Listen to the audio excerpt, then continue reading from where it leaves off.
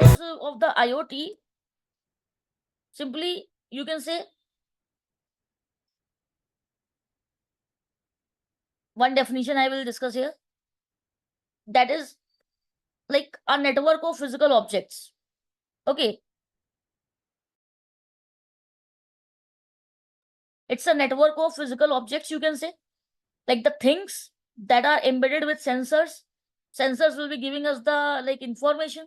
Software will be actually helping us to get that information.